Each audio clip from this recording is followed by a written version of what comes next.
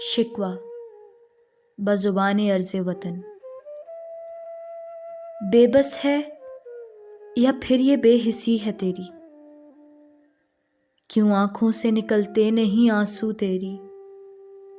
تجھ کو احساس کیوں اس بات کا نہیں ہوتا، آج اغیار کے ہاتھوں میں ہے دھرتی تیری؟ کھیت خالی ہیں اور گلیاں ہیں سنسان پڑی، دریا خاموش ہیں اور روتی ہے مٹی میری۔ میرے شہروں میں ادو پھیلے ہیں چاروں جانب، موت کے خوف سے لرزاں ہے ہر ایک شہری۔ کیوں نہیں چشم نم آج پھوٹتی تیری؟ دیکھ کس کرب میں ہے لوگ میرے، قوم میری۔ اس سے زیادہ بھلا بن پہ ظلم کیا ہوگا، ان کے ذہنوں کو بھی پہنا دی گئی ہے بیڑی۔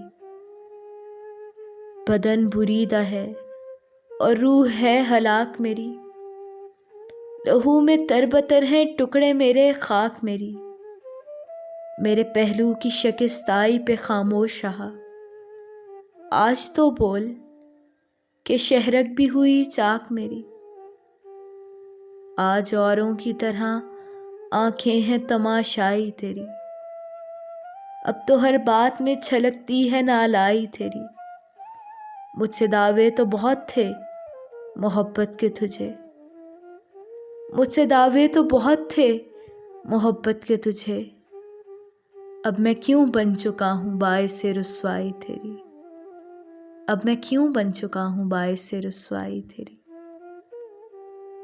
جواب شکوہ۔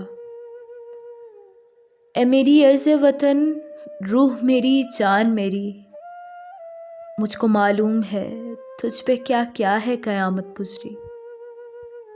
آشنا ہوں تیرے ہر کرب سے اے جان جہاں، نہ یہ کہ آتش احساس میری سرد ہوئی۔ تیرے شہروں، تیرے دریاؤں اور گلیوں سے تیری، اور شرمندہ ہوں کھیتوں اور مٹی سے تیری۔ جا کے بنگال کی خاموشی پہ نادم ہوں میں، اور معافی کی طلبگار ہوں شہرک سے تیری۔ ہر ایک سانحے پہ آنکھیں تھی برآئی میری، دم نہ تھا ہاتھوں میں پر روح تھی تمنائی میری۔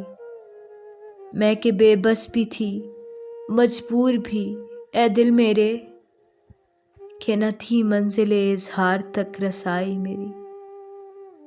چپ رہی، ڈرتی رہی، تکتی رہی بربادی تیری، تو نہیں میں ہوں فقط باعث رسوائی تیری۔ لیکن اس بار تو ان وقت کے فرعونوں سے جنگ لازم ہوئی تو جنگ ہی سہی، جنگ ہی سہی۔